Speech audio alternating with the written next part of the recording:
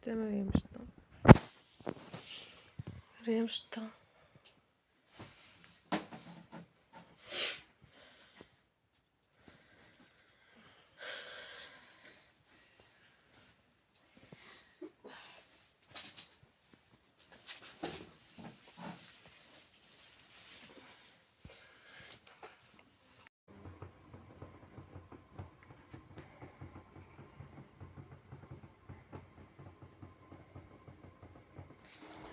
السلام عليكم اخواتاتي، نتمنى تكونوا بخير وعلى خير ويلقاكم هذا الفيديو في احسن الاحوال. ملاحظه بعدا قبل ما نبدا هذا الفيديو، شوفوا راه هذا الفيديو راه قبل ما ندير العمليه، ولكن انا دابا كنحط الفيديوهات قبل ما ندير العمليه حيت ديك الساعه ما كنتش قادره ندير المونتاج، ما كنت قادره ما عنديش القناه اصلا وبزاف الحوايج.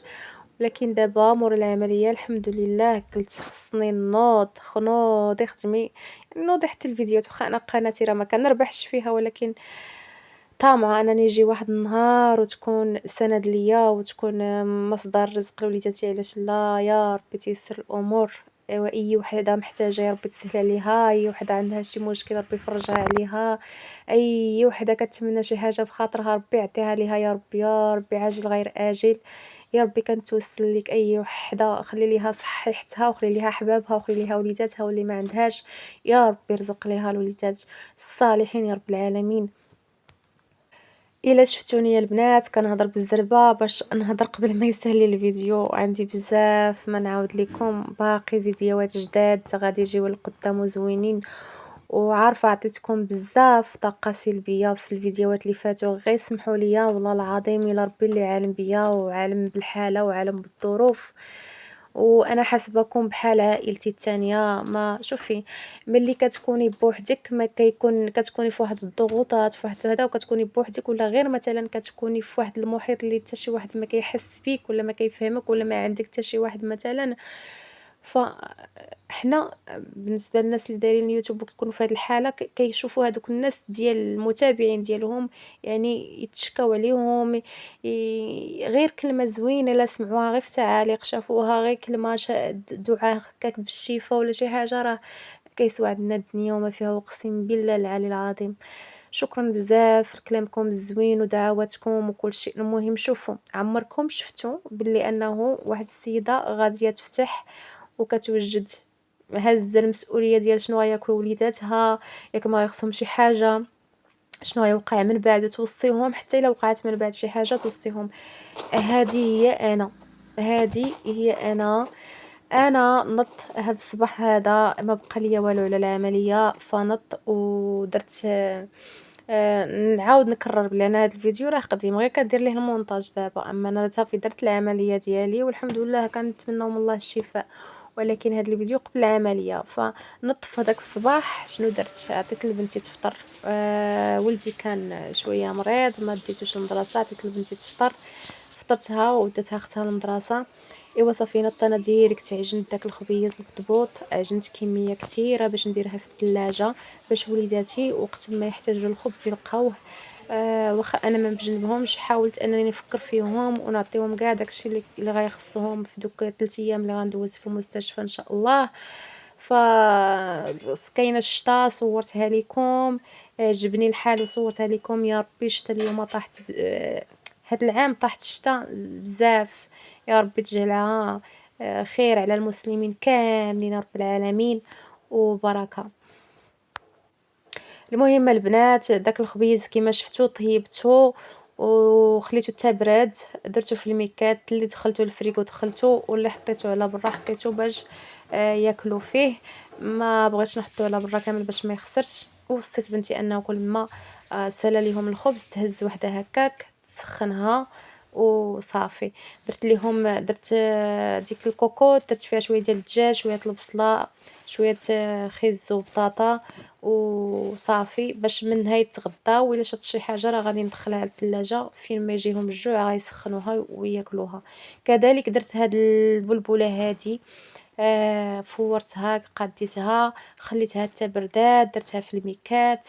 وخليت ليهم في الثلاجه هكا عادي، خليت ليهم باش ياكلوا يديروا معاه اللبان صايكوك. وداك الشيء الاخر دخلته للفريكو، وصيت بنتي فين ما بغاو زعما ياكلوا هكا، ياكلوا زعما هذا كياخدو كديرو في الكسكاس، وقلت لها سخنيه مزيان عاد عطيه ليهم. هادشي اللي كاين. المهم هادشي اللي كاين. انا هنا في هاد النهار بكيت حتى شبعت الدموع، وحتى بنتي بكات معايا مسكينه. هضرت معاها بالاول مره في حياتي غادي نقول لها هذيك الهضره، وكان باقي فيا بقى فيا الحال بزاف والله، وحتى هي بكات مسكينه قالت لي ماما ما تقوليش لي هاد الهضره.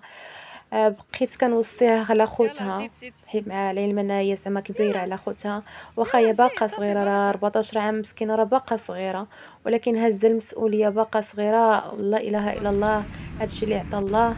فكنوصيها بنتي ردي البال لخوتك، وإلا وقعت شي حاجه لا قدر الله ما تبكيوش ما تقلقوش عليا، بالعكس قولوا ماما مشات لشي بلاصه زوينه اللي احسن من الدنيا، وكوني مع خوتك وردي ليهم البال، وكوني لاله ومراتي وقاده وصبري يا بنتي. وفعلا هذا الشيء، وبزاف د الهضره قلتها، بزاف د الهضره دخلنا في بزاف، تعمقنا في شي حوايج اخرين، وبكيت وبكات وحتى شبعنا الدموع. ولكن الحمد لله، شكرت الله وحمدته انه ربي رجعني لوليداتي بخير وعلى خير. كنت اكثر حاجه كنخاف منها البنات، واي ام كنظن اكثر حاجه كتخاف منها ملي كتوقع في شي مرض ولا شي حاجه، كتخاف على وليداتها، كتخاف على وليداتها كما قلت لكم اكثر من نفسها.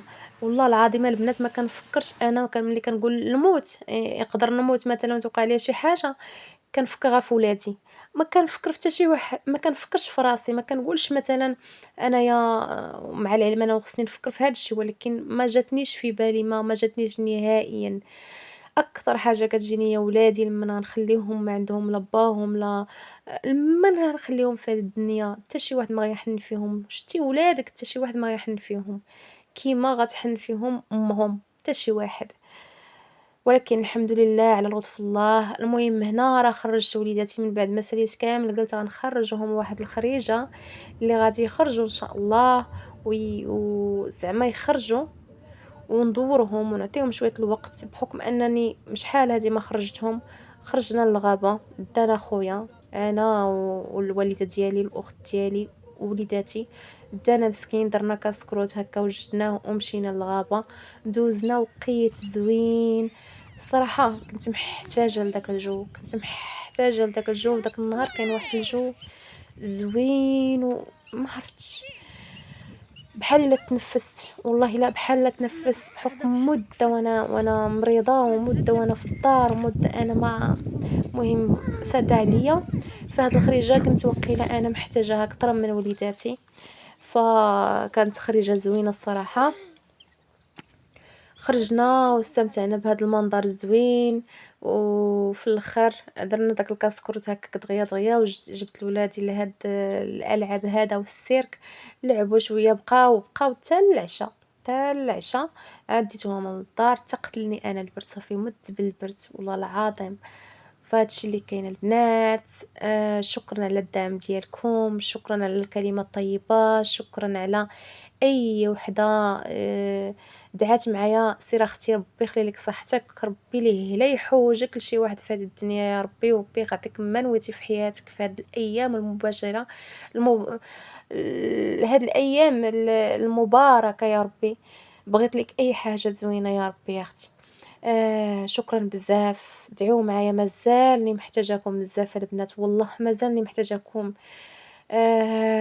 مازال فيديوهات بزاف غادي نبارطاجي معكم قصتي، غادي نبارطاجي معكم كيفاش دوزت هاد العمليه هذا، غادي نبارطاجي معكم شنو لقيت بجنبي